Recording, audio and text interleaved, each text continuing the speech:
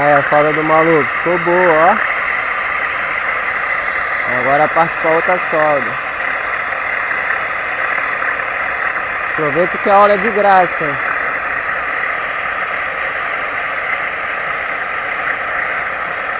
Esperar ficar vermelhinho, entendeu? Aí você já pode botar a solda.